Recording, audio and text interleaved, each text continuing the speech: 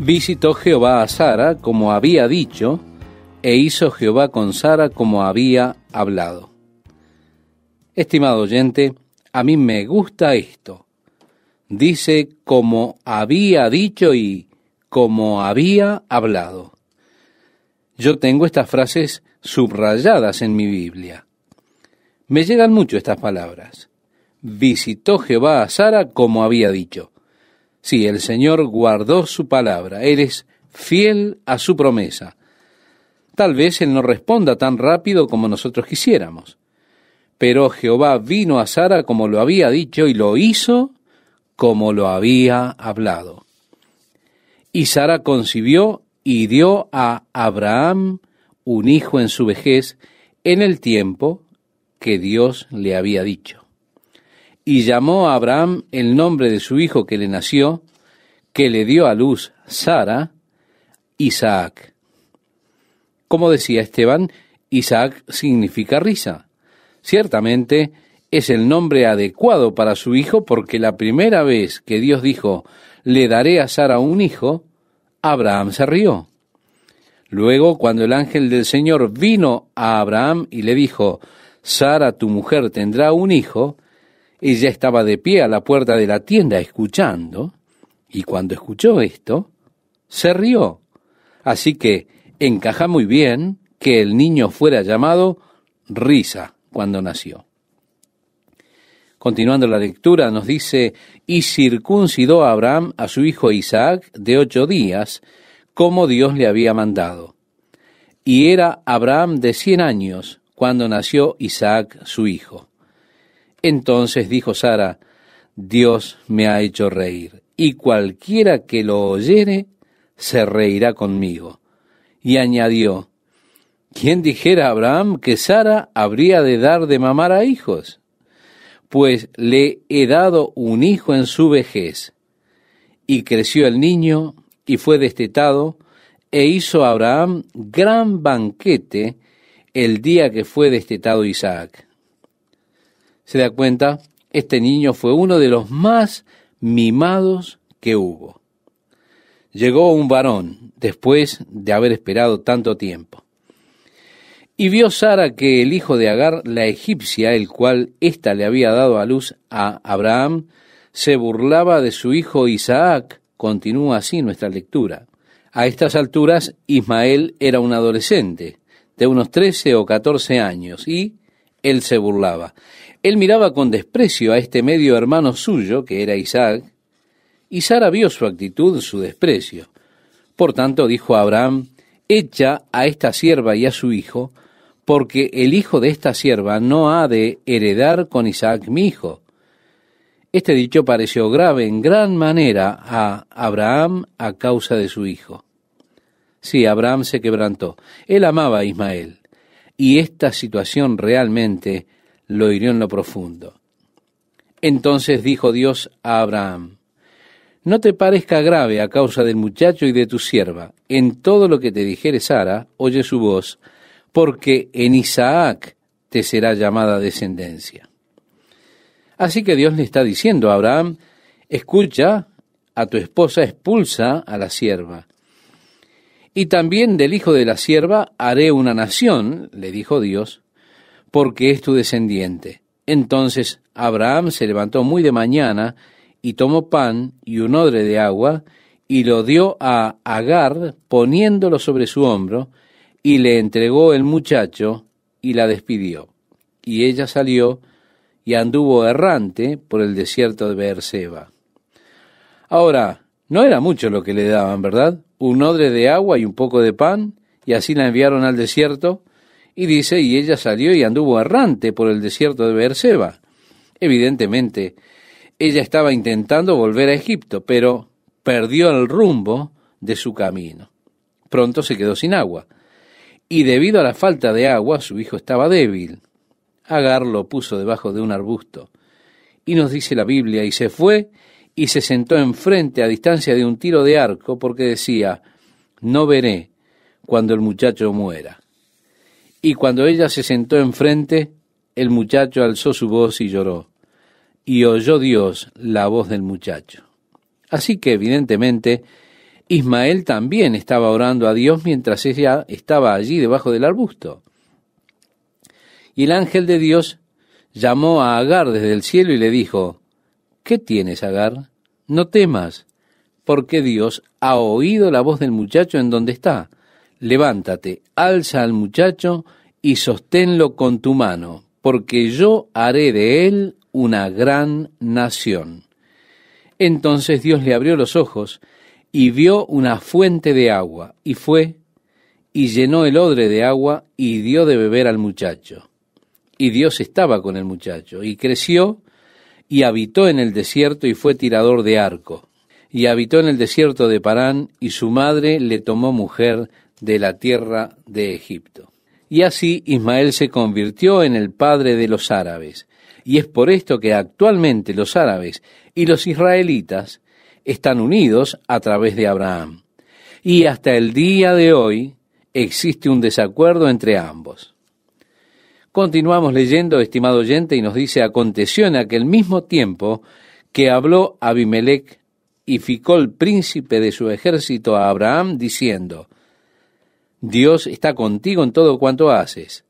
Ahora pues, júrame aquí por Dios que no faltarás a mí, ni a mi hijo, ni a mi nieto, sino que conforme a la bondad que yo hice contigo harás tú conmigo, y con la tierra en donde has morado.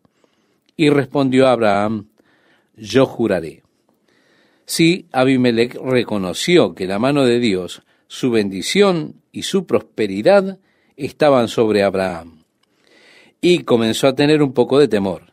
Abimelech pensaba en el futuro sostén de su familia, de sus nietos.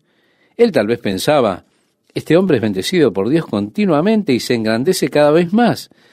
Tal vez Él nos haga salir de aquí. Así que él quería hacer una especie de trato con Abraham, de que él los trataría bien. Y Abraham reconvino a Abimelech a causa de un pozo de agua que los siervos de Abimelech le habían quitado. Y respondió Abimelech: no sé quién haya hecho esto, ni tampoco tú me lo hiciste saber, ni yo lo he oído hasta hoy. Y tomó Abraham ovejas y vacas, y dio a Abimelech, e hicieron ambos pacto. Entonces puso Abraham 7 corderas de rebaño aparte. Y dijo Abimelech a Abraham: ¿qué significan estas 7 corderas que has puesto aparte? Y él respondió: que estas 7 corderas tomarás de mi mano para que me sirvan de testimonio de que yo cavé este pozo. Por esto llamó a aquel lugar Beerseba, o pozo del juramento. Y se levantó Abimelech y Ficol, príncipe de su ejército, y volvieron a tierra de los filisteos. Y plantó Abraham un árbol tamarisco en Beerseba, e invocó allí el nombre de Jehová, Dios eterno. Es decir, el Olam, el Dios eterno. Y moró Abraham en tierra de los filisteos muchos días. Aconteció después de estas cosas que probó Dios a Abraham. Como leemos en el Nuevo Testamento, cuando alguno es tentado, no diga que es tentado de parte de Dios, porque Dios no puede ser tentado por el mal, ni Él tienta a nadie. Las tentaciones al mal provienen de nuestra propia carne, la lujuria de nuestra propia carne. Dios nos prueba. Jesús pasó por grandes pruebas, y Él aprendió la obediencia por medio de estas cosas que sufrió. Nosotros como cristianos también experimentamos pruebas, pero, estimado oyente, el propósito de las pruebas es variado.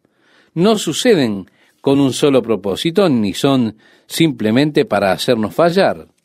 Muchas veces ocurren para probar cuánto sabemos, cuánto hemos avanzado en nuestro conocimiento, en nuestro desarrollo. Y así como cristianos somos probados, no por el mal en sí, pero Dios me prueba muchas veces. Y Dios en esta oportunidad estaba probando a Abraham. Y le dijo: Abraham, y él respondió: heme aquí. Y dijo: toma ahora tu hijo, tu único Isaac, a quien amas, y vete a tierra de Moriah. Esta es la primera vez que la palabra amor es usada en la Biblia. Y es interesante que no es usada para el amor de una madre hacia su hijo, o para el amor de un esposo hacia su esposa, sino que es usada por el amor de un padre hacia su hijo, como el amor más grande, porque tenemos una imagen aquí del amor del Padre Celestial hacia su único Hijo engendrado. Esa relación existe entre el Padre y el Hijo. Él le dijo a Abraham: toma ahora tu hijo, tu único. Ahora, espere un momento. Acabamos de ver que Ismael fue enviado lejos. Él era hijo de Abraham a través de su sierva Agar. Dios ni siquiera lo reconoce. ¿Por qué? Porque Agar fue el producto de la carne y Dios no reconoce el trabajo de la carne. Jesús dijo: muchos me dirán en aquel día: Señor, Señor, ¿no profetizamos en tu nombre? ¿Y en tu nombre echamos fuera demonios? ¿Y en tu nombre hicimos muchos milagros? Y entonces les declararé: nunca os conocí, apartaos de mí, hacedores de maldad. ¿Por qué? Porque esos eran trabajos hechos en la carne. No eran en el Espíritu realmente. No eran dirigidos y guiados por el Espíritu Santo. Hay muchos trabajos que hemos hecho para Dios, pero que no son reconocidos por Él, porque son obras de la carne. Muchas de las cosas que hacemos por Dios, las hacemos para nuestra propia gloria y honor, para nuestro propio beneficio, para nuestro reconocimiento. Y Dios no reconoce las obras de la carne. Esto significa que muchas personas van a ser rechazadas. ¿Por qué? Y porque la motivación detrás de su trabajo o servicio para Dios estaba mal. Es algo trágico que muchas veces somos motivados por ministros o por pastores a hacer trabajos en la carne. Y quiero comentarle algo. Yo estaba en una conferencia en la denominación en la que servía por un tiempo al Señor, donde el supervisor se puso delante de los ministros y dijo: nosotros sabemos que motivar a las personas a través de la competición, eso es carnal, pero es hora de que afrontemos que la mayoría de las personas a las que ministramos son carnales, y por eso debemos usar motivaciones carnales. Así que vamos a tener una gran competencia en la cual queremos que cada uno de ustedes, pastores, desafíen a otro pastor y su iglesia para una competencia de asistencias. Y entonces uno de sus compañeros, todo previamente arreglado, por supuesto, se levantó y dijo: maravilloso, yo apoyo la idea, llevándolos así hacia un frenesí. El superintendente dijo: los que estén a favor, pónganse de pie. Y todos se levantaron, excepto yo. Así que luego de la reunión, el superintendente me llamó y comenzó a hablarme sobre la rebelión y la cooperación y cosas por el estilo. Yo le dije: bueno, déjeme decirle que yo estoy en un dilema sobre esto, porque cuando usted introdujo todo el tema de la competición, usted mismo admitió que esto era una motivación carnal y que teníamos que reconocer que nuestra gente es carnal. Por lo tanto, debemos usar motivaciones carnales. Yo le dije: yo no creo estar de acuerdo con esto. No creo que debamos bajar a ese nivel, sino que debemos buscar estar en un nivel más elevado y llevar a los demás a ese nivel, al nivel más alto de relacionamiento, donde ellos no necesiten motivaciones carnales. Y le dije: lo que más me molestó es que usted siguió adelante, afirmó la moción de competencia entre las congregaciones, llevando a los ministros a competir. Así que usted debe asumir que todos los ministros también son carnales.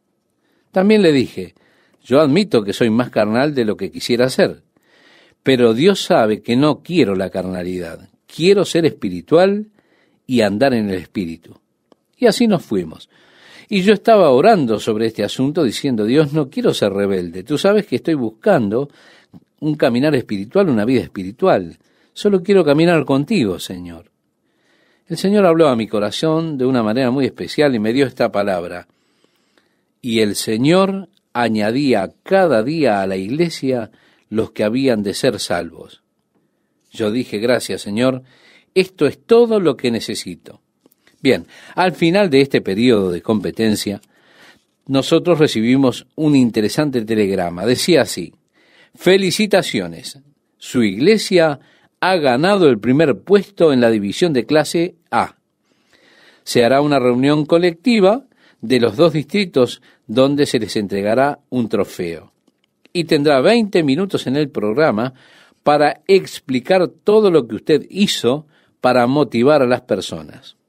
Bueno, yo tuve que escribirles desistiendo del trofeo y de esa posición, así que les dije, sería muy vergonzoso traer un trofeo. Las personas de nuestra iglesia nunca supieron que había un concurso. Pero el Señor añadía cada día a la iglesia los que habían de ser salvos. Naturalmente, yo no podía quedarme en esta denominación por mucho tiempo. Pero Dios no acepta los trabajos en la carne, ni siquiera los reconoce. Dios le dijo a Abraham: toma ahora tu hijo, tu único, Isaac. Dios ni siquiera reconoció a Ismael, el trabajo de la carne. Dios no reconoce, reitero, las acciones de nuestra carne. Y yo me alegro de que no lo haga. En la carne he hecho algunas cosas muy malas y estoy feliz de que Dios no las reconozca. Toma ahora tu único, tu hijo, tu único. Por supuesto, esto nos lleva al Nuevo Testamento, porque leemos en el Evangelio de Juan ese pasaje tan conocido del capítulo 3, versículo 16, porque de tal manera amó Dios al mundo que ha dado a su Hijo unigénito. Y usted solo puede entender el capítulo 22 de Génesis cuando lo compara con el Nuevo Testamento y vemos a Dios dando a su único Hijo Jesucristo. Aquí Abraham es llamado a hacer lo que más adelante haría Dios, entregando a su Hijo, su único Hijo, en sacrificio. Dios le dijo a Abraham: toma ahora tu hijo, tu único Isaac, a quien amas, y vete a la tierra de Moriah y ofrécelo allí en holocausto sobre uno de los montes que yo te diré. Y Abraham se levantó muy de mañana, y enalbardó su asno, y tomó consigo 2 siervos suyos, y a Isaac su hijo, y cortó leña para el holocausto, y se levantó, y fue al lugar que Dios le dijo. Quiero que usted note la repetición de la palabra y. Es una forma de la gramática hebrea conocida como polisíndeton, que habla de una deliberada acción continua, en otras palabras, sin pausa. La inmediata obediencia a Dios. Y la implicación de este polisíndeton es que sus acciones son ahora deliberadas, voluntarias y continuas, es decir, no se detienen. No hay vacilación en obedecer a la orden de Dios.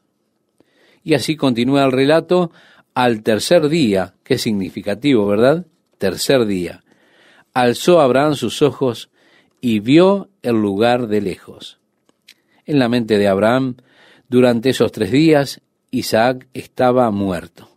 Pero aún así, de alguna forma, Abraham creía en la resurrección. El apóstol Pablo dice: os he enseñado lo que asimismo recibí, que Cristo murió por nuestros pecados conforme a las Escrituras, y que fue sepultado, y que resucitó al tercer día conforme a las Escrituras. Mire, yo puedo darle muchos pasajes en el Antiguo Testamento que hablan de la muerte de Jesucristo, pero ¿dónde en el Antiguo Testamento encontramos un pasaje que hable de su muerte y de su resurrección al tercer día? Aquí está. Ahora Abraham ofreció por fe a Isaac como un sacrificio ante Dios, creyendo que Dios, si fuera necesario, lo levantaría de la muerte para cumplir con su promesa, porque Dios le había dicho: en Isaac te será llamada descendencia. El capítulo 11 de Hebreos habla de la fe de Abraham en este contexto.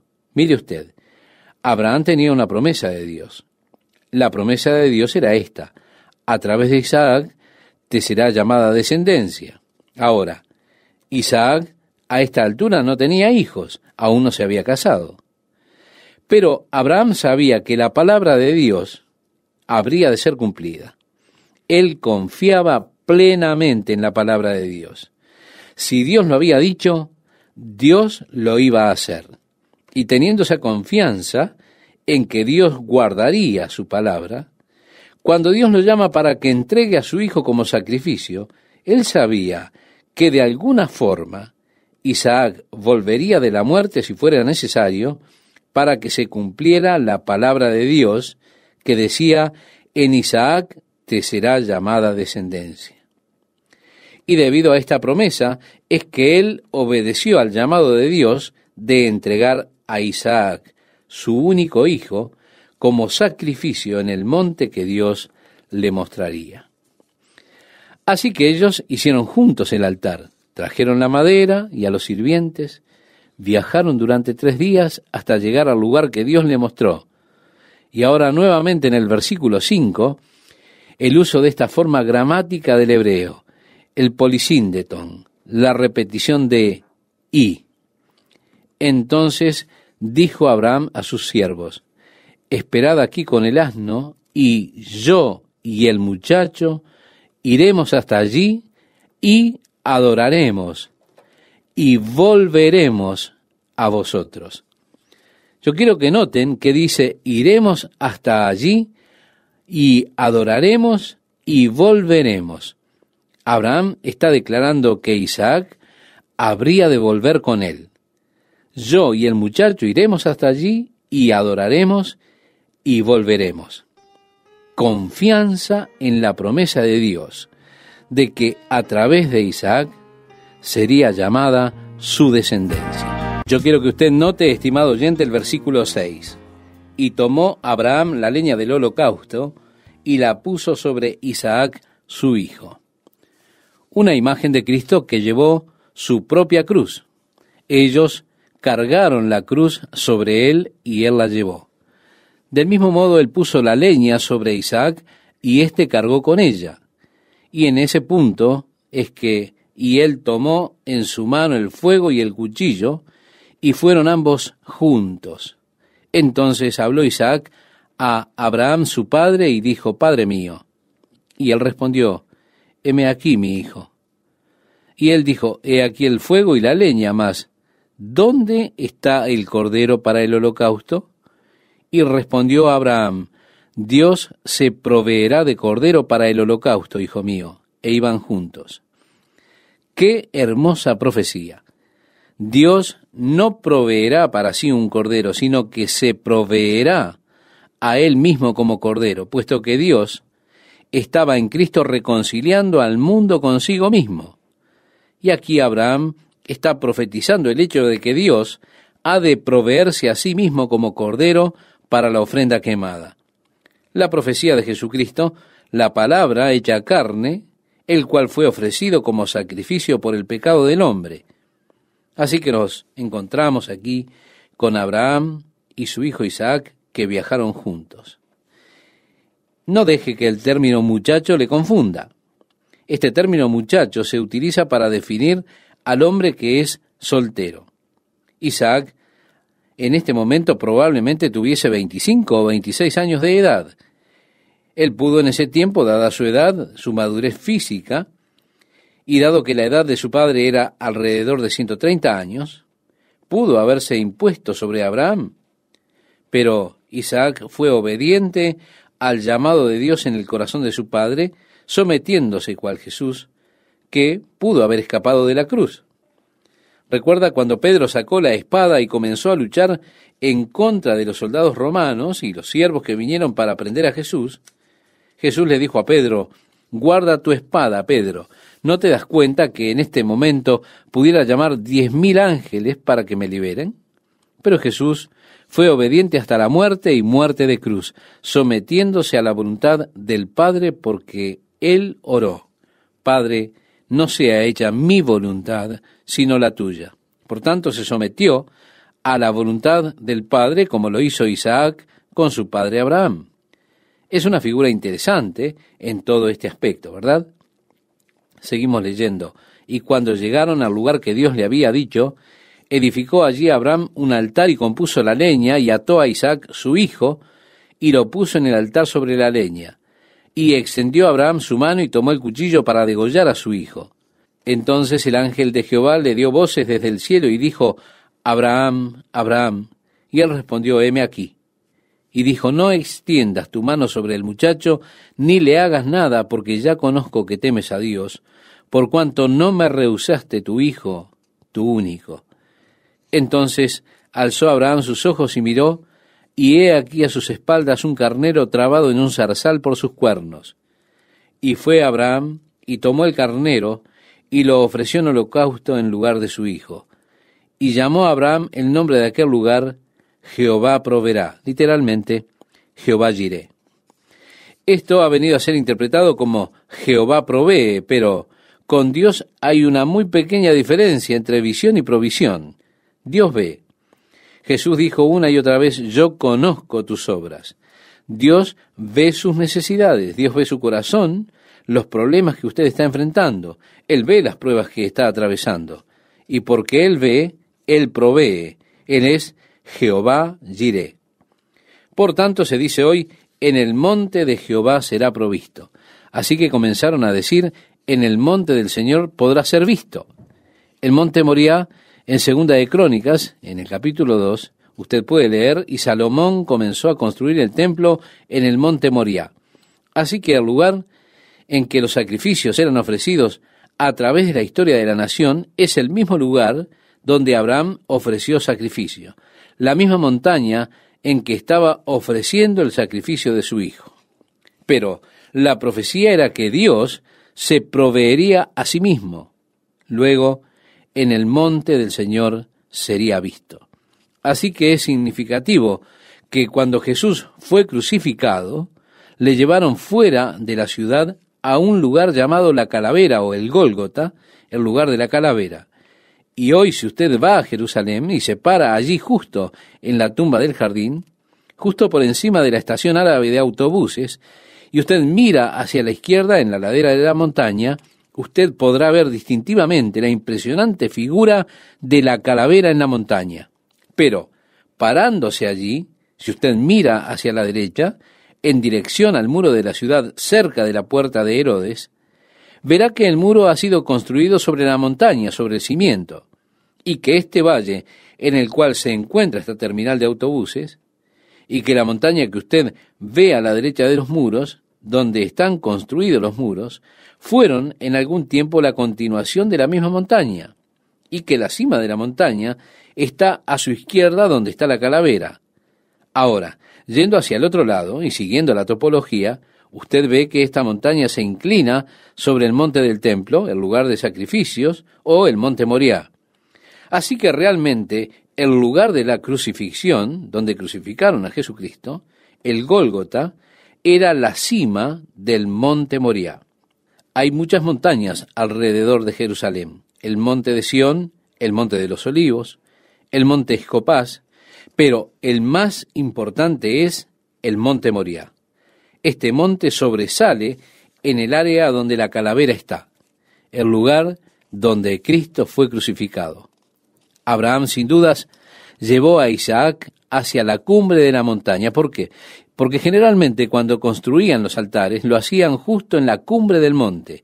Así que en el preciso lugar en donde Abraham construyó el altar, en obediencia a Dios, y profetizó: Dios se proveerá cordero para el sacrificio, y en donde la gente decía: en el monte del Señor será visto, 2000 años más tarde, Dios se proveyó de cordero para la ofrenda.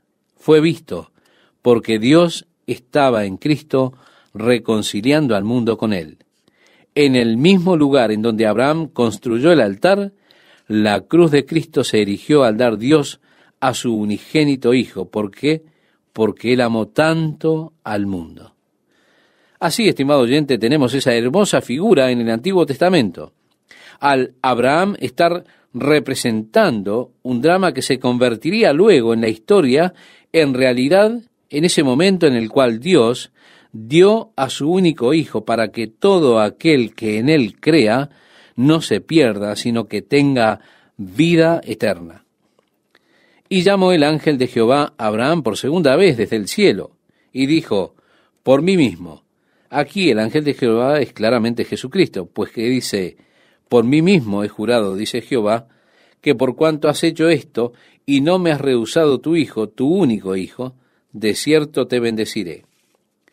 En el libro de Hebreos se nos dice que Dios, puesto que no puede jurar por alguien mayor, tiene que jurar por sí mismo. Sí, el hombre, cuando hace un juramento, estimado oyente, lo hace por algo más grande que él. Pero si Dios quiere hacer un juramento, lo cual es muy positivo, ¿por quién puede jurar? No hay nadie más grande que Dios. No hay nada más grande que Dios, por lo cual Él debe jurar por sí mismo. Y así es que juró por sí mismo, para confirmar dicho juramento y darle fuerza. Dice este pasaje, por mí mismo he jurado, dice Jehová, que por cuanto has hecho esto, y no me has rehusado tu hijo, tu único hijo, de cierto te bendeciré, y multiplicaré tu descendencia como las estrellas del cielo, y como la arena que está a la orilla del mar, y tu descendencia poseerá las puertas de sus enemigos. Así que Dios le prometió una gran posteridad, como las estrellas del cielo, como las arenas del mar. Ahora, en ambas, usted tiene una multitud innumerable, y esa es la idea. Son tan innumerables las multitudes que han de venir de él. No se podrán contar, no se podrán enumerar. Es interesante que Dios relaciona estas dos cosas, las estrellas del cielo y la arena del mar. Ahora, en esos días, los científicos creían que habían unas 6.126 estrellas. Es obvio que hay mucha más arena en el mar que estrellas en el cielo con esta perspectiva. Así que estuvieron aquellos críticos, sin duda, que dijeron en esos días, mira, qué tonta es la Biblia. Si Dios realmente supiera de qué estaba hablando, no hubiese comparado las estrellas del cielo con la arena del mar, simplemente porque no tienen comparación. Nosotros sabemos que hay 6.126 estrellas, pero ¿quién puede contar las arenas del mar? Los críticos sin duda se habrán mofado de la palabra de Dios, se habrán burlado en esos días debido a esto, pero llegó el advenimiento del telescopio y encontraron que habían muchas más que 6.126 estrellas. De hecho, se estima en todas las galaxias y demás que existen billones de estrellas en el universo. Pero también si cuenta los granos de arena que hay en un cántaro o en un metro cuadrado y se plantea cuántos metros cuadrados tiene la Tierra, entonces usted encontrará que también existen billones de granos de arena sobre la Tierra. Así que hay una relación estrecha entre el número de estrellas en los cielos y los granos de arena en la Tierra. Pero lo que estaba diciendo Dios es que ellos no serían contados. Fue por esto que David estuvo en un problema cuando decidió hacer un censo. Recuerda que David contó al pueblo y el juicio de Dios vino sobre Israel porque Dios dijo, oye, no vas a poder contarlos. Pero David decidió que a él le gustaría saber cuánta gente había en su reino, de modo que él realizó un censo. Y como resultado, el juicio de Dios recayó sobre David por efectuar este censo, desobedeciendo a Dios, que había dicho ellos serán incontables, no podrás contarlos. Así que del tiempo en que el juicio de Dios vino sobre David, desde entonces los judíos rehúsan realizar un censo. De hecho, lo que comenzaron a hacer fue que cada uno tenía que poner en el templo un shekel. Así contarían los shekeles. Cada uno arrojaba un shekel y de ese modo los contaban. No contaban las personas. Es más, los judíos ortodoxos, aún hoy en día, no cuentan la gente. Por ejemplo, si usted tiene una fiesta o desea realizar un juego allí, ellos contarán así: ni 1, ni 2, ni 3, ni 4, ni 5. Es una forma de eludir el conteo, me imagino yo. Ahora, siguiendo la lectura, nos dice, y volvió Abraham a sus siervos. Aguarde un momento. Porque dice allí, y se levantaron y se fueron juntos a Berseba, y habitó Abraham en Berseba. Pero, como le decía, espera un momento, ¿dónde está Isaac? Dice que Abraham regresó a sus jóvenes, y se levantaron y fueron a Berseba. Pero, ¿qué pasó con Isaac? ¿Dónde está? Es interesante que no dice Isaac, ¿no? De ello, es interesante que usted no ha de leer por un buen rato en Génesis acerca de Isaac, y que la próxima vez que lo haga es cuando el siervo va y le trae su novia. Él está en el campo meditando y se levanta y va al encuentro de su novia. Qué interesante, ¿verdad? Asimismo Jesús, luego de su sacrificio, ascendió a los cielos y está esperando a que el Espíritu Santo le traiga a su novia. Está esperando ahora, tal como lo dice la Biblia, hasta que todas las cosas sean puestas en sujeción, hasta que el Espíritu Santo le traiga su novia. Así que estoy seguro que Isaac estuvo con Abraham, pero es interesante, es significativo que la Escritura no lo menciona a Isaac. Lo que las Escrituras no mencionan es tan importante y significativo como lo que la Biblia dice. Por ejemplo, recuerda cuando Nabucodonosor construyó esa gran imagen dorada y exigió que todos se inclinaran y la adoraran. ¿Lo recuerda? Allí estaban los 3 muchachos hebreos que rehusaron hacerlo así y fueron traídos y echados al horno de fuego. Ahora, ¿dónde estaba Daniel? ¿Se inclinó Daniel? Estoy seguro que no. Pero ¿dónde estaba? La Biblia no lo dice. Permanece en silencio. Ahora, es bien interesante porque le llama los 3 jóvenes hebreos. Daniel, para mí, es un tipo de la iglesia y de algún modo desaparece cuando estos jóvenes están en el horno de fuego. Él aparece luego, pero los jóvenes hebreos están allí sellados y deben pasar a través de esto, tal como Dios ha de sellar a Israel para llevarle a través de la gran tribulación. Pero la iglesia ya se habrá ido. Así Isaac, un tipo de Cristo que se fue luego del sacrificio y no aparecerá hasta que su novia aparezca, y él se levanta para ir al encuentro de ella. Seguimos leyendo y nos dice allí en Génesis, aconteció después de estas cosas, que fue dada noticia a Abraham diciendo, he aquí que también Milca ha dado a luz hijos a Nachor tu hermano. Así que le traen un mensaje a Abraham contándole acerca de su familia allí en la tierra, de los varios niños de sus hermanos y de los hijos de sus hermanos. Luego nos relata Génesis, fue la vida de Sara 127 años. Tantos fueron los años de la vida de Sara, y murió Sara en Kiriat Arba, que es Hebrón, en la tierra de Canaán. Y vino Abraham a hacer duelo por Sara y a llorarla. Evidentemente Abraham debe haber estado fuera con el rebaño o algo cuando Sara murió. Él no estaba a su lado al momento de su fallecimiento, lo cual es algo muy triste en verdad. Ellos vinieron a endecharla y a llorar por ella. Y se levantó Abraham de delante de su muerta y habló a los hijos de Het, diciendo, extranjero y forastero soy entre vosotros. Dadme propiedad para sepultura entre vosotros, y sepultaré mi muerta de delante de mí. Abraham no poseía nada en verdad. Él era un extranjero y un viajero en la tierra prometida, sabiendo que Dios un día le daría la tierra prometida a él y a sus descendientes. Nos dice el relato bíblico, y respondieron los hijos de Het a Abraham y le dijeron, óyenos, Señor nuestro, eres un príncipe de Dios entre nosotros.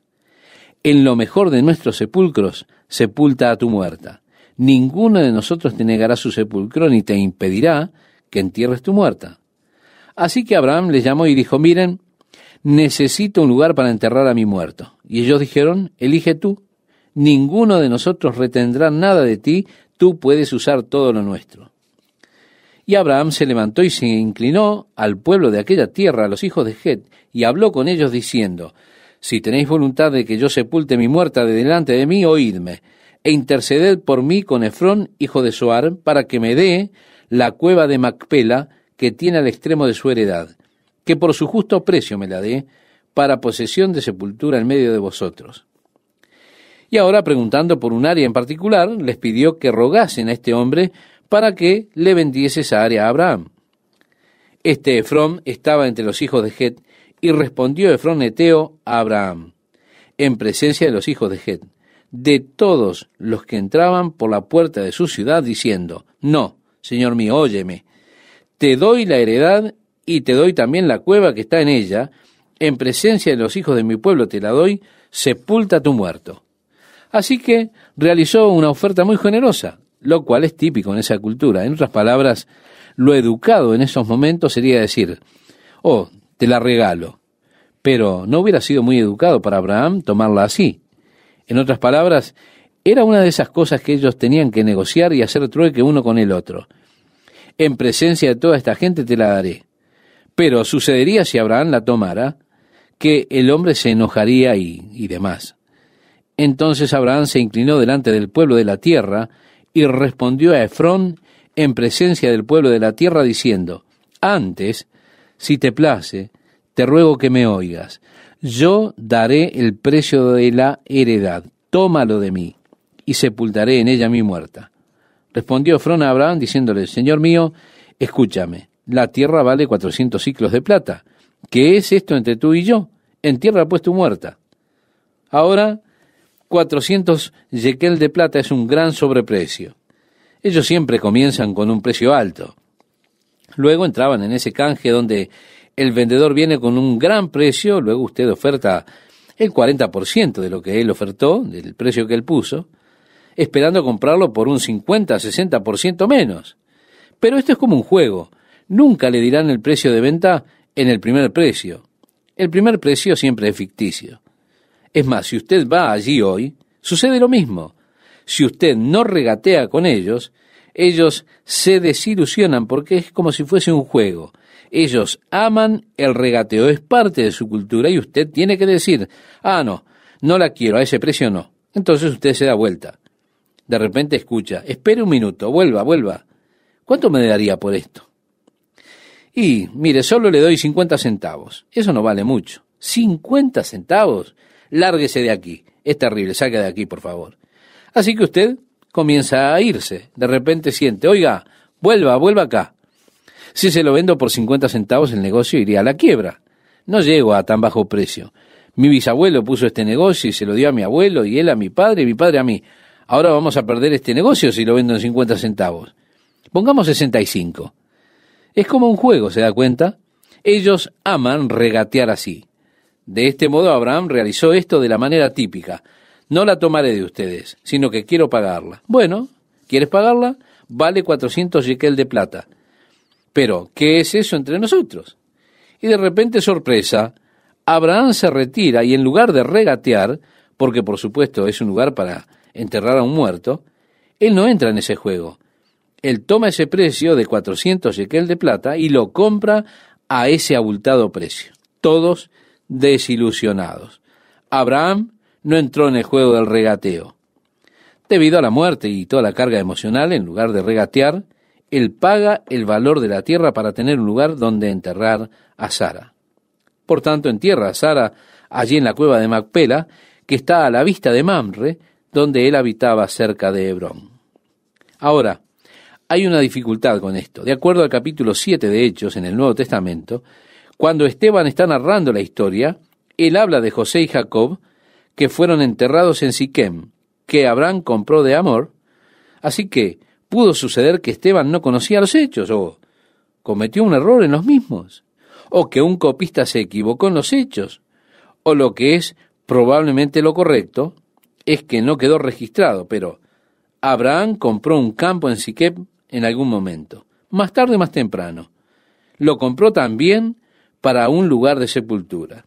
Así que Abraham compró 2 parcelas, una en Siquem, el lugar al cual vino primero, y ahora compra esta parcela en Hebrón, que es la cueva de Macpela, para enterrar a Sara allí. Pero esto, estimado oyente, no es nada para que usted pierda su fe.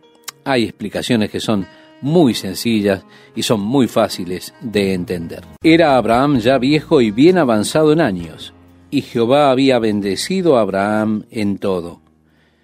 Y dijo Abraham a un criado suyo, el más viejo de su casa, que era el que gobernaba en todo lo que tenía: pon ahora tu mano debajo de mi muslo.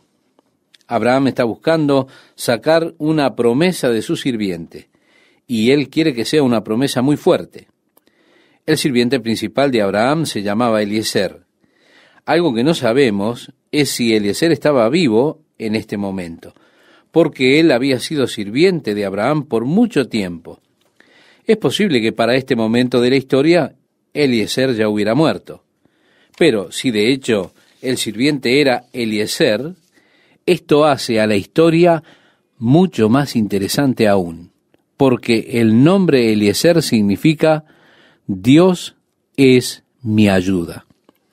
Cuando miramos esta historia de Eliezer, yendo hacia un país lejano para conseguirle la novia al hijo de Abraham, en esta historia particular hay una hermosa aplicación espiritual. Hasta ahora hemos visto a Abraham como un tipo del Padre Dios. Hemos visto a Isaac como un tipo del Hijo Jesucristo. Y Eliezer entonces vendría a ser un tipo del Espíritu Santo. Así su nombre se volvería muy significativo. Recuerde, Eliezer significa Dios es mi ayuda. Cuando el Señor Jesús prometió que vendría el Espíritu Santo, esto lo encontramos en el capítulo 14 del Evangelio de Juan, Jesús dijo, y yo rogaré al Padre y os dará otro consolador. La palabra griega para definir consolador es paracleto, que significa uno que viene a estar a su lado para ayudar. Así que aquí tenemos el nombre Eliezer, Dios mi ayudador, y al Espíritu Santo siendo llamado el consolador o uno que está al lado suyo para ayudarle, para guiarle. Y si usted tiene presente la aplicación espiritual, a medida que vayamos leyendo la historia, se volverá muy significativo para usted y sin duda el Espíritu Santo irá inspirándolo y de repente usted verá el panorama real del Padre enviando al Espíritu Santo a un país lejano, o en ese momento fuera del reino judío, para conseguir una novia para Cristo. Y el trabajo del Espíritu Santo de convencer a la novia de ir hacia Cristo. Si usted mantiene esto en mente a medida que avanzamos por el capítulo 24 de Génesis, usted ha de tener, lo que yo creo, es una imagen de lo que Dios quiere que recibamos de esta historia en particular. Así es que Abraham hizo que su sirviente le jurara que no tomaría una mujer para su hijo de las naciones donde vivían, sino que iría a la tierra de Abraham y tomaría de allí una mujer para su hijo. Así que ahora continuamos leyendo, y nos dice este pasaje, y te juramentaré por Jehová, Dios de los cielos y Dios de la tierra, que no tomarás para mi hijo mujer de las hijas de los cananeos, entre los cuales yo habito, sino que irás a mi tierra y a mi parentela, y tomarás mujer para mi hijo Isaac. El criado le respondió, quizá la mujer no querrá venir en pos de mí a esta tierra. ¿Volveré, pues, tu hijo a la tierra de donde saliste? Y Abraham le dijo, guárdate que no vuelvas a mi hijo allá. Jehová, Dios de los cielos, que me tomó de la casa de mi padre y de la tierra de mi parentela, y me habló y me juró diciendo, a tu descendencia daré esta tierra, él enviará su ángel delante de ti, y tú traerás de allá mujer para mi hijo. Y si la mujer no quisiere venir en pos de ti, serás libre de este mi juramento, solamente que no vuelvas allá a mi hijo. Entonces el criado puso su mano debajo del muslo de Abraham, su señor, y le juró sobre este negocio. Sí, él quería estar seguro que tenía las cosas claras y entendía lo que tenía que hacer. Si yo voy allá y encuentro a una joven, pero ella no está dispuesta a venir a esta tierra, esta es una gran pregunta para una joven, porque ella nunca ha visto a su futuro esposo, él está a unas 500 millas de distancia, la opción de regresar a su hogar es muy escasa, así que le están proponiendo que se arriesgue. ¿Será que ella va a amarlo? ¿Que será feliz? ¿Que él será todo lo que ella necesita? Y las chances de que una joven consiga esto en una situación así realmente son remotas. El criado se preguntaba en su corazón si podría hablar con una joven y que ella viniera con él. Él seguramente previó las dificultades ante semejante situación. Pero Abraham, que creía en Dios, confiaba que esto sucedería, que la joven vendría. Él dijo, el ángel de Jehová irá delante de ti y preparará las cosas. Pero el gran mandato era no llevar a Isaac allá. Esta es la tierra que Dios ha prometido. Abraham está seguro de eso. Isaac no volvería a la tierra de Harán. Y si la joven no viene, entonces el criado quedaba libre de su voto, y ese voto se convirtió en un cargo de confianza sagrado. Era algo que él tenía la obligación de cumplir poniendo lo mejor de sí. Así que antes de prometer, tenía que saber exactamente qué es lo que estaba prometiendo. Él quería tener los términos de este voto muy claros. Abraham clarifica el asunto acerca de la joven, y así fue que él tomó el voto de ir y tratar de persuadir a una joven que viniera con él para ser la esposa de Isaac.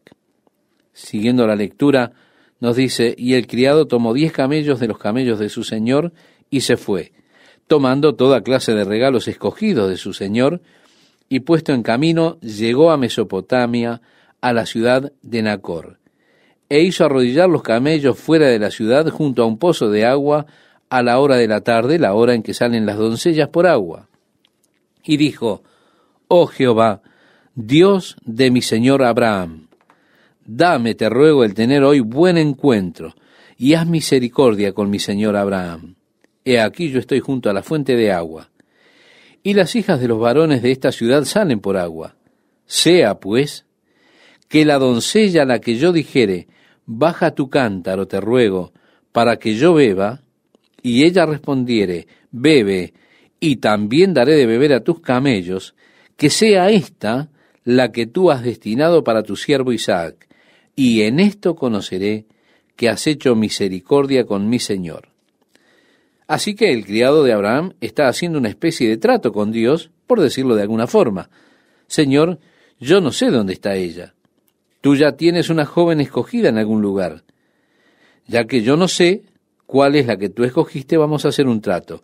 Cuando vengan las jóvenes aquí a sacar agua, yo iré a ellas y les diré, dame de beber. Ahora, si una de ellas me da de beber, y si ella me responde y dice, le daré agua a tus camellos también, Señor, que sea ella la que tú has escogido, que sea esta la señal. Yo lo sabré cuando ella diga estas cosas. Esa será la que tú escogiste. Así que él está poniendo ciertas condiciones con las que él podría saber la elección de Dios en cuanto a este asunto. Es interesante que a veces parece que pasa mucho tiempo antes de que nuestras oraciones sean contestadas. Abraham estuvo orando por un hijo durante años hasta que finalmente la respuesta llegó. A veces nuestras oraciones son contestadas de inmediato. La respuesta parece estar allí, pero ¿por qué nuestras oraciones a veces son contestadas inmediatamente y otras parece ser que Dios ni siquiera está escuchando, ¿no? Y pasa mucho tiempo hasta que recibimos una respuesta? Bueno, para mí, esto lo que nos muestra es que Dios tiene el control total de las cosas. El hecho de que Dios espera en algunos asuntos muestra para mí que no tengo la capacidad para hacerlo. Eso está en las manos de Dios y que Él está al mando de los problemas en mi vida. Yo he descubierto que lo mejor es que Dios tenga el control. De otro modo, si estuviera en nuestras manos, todo sería un caos.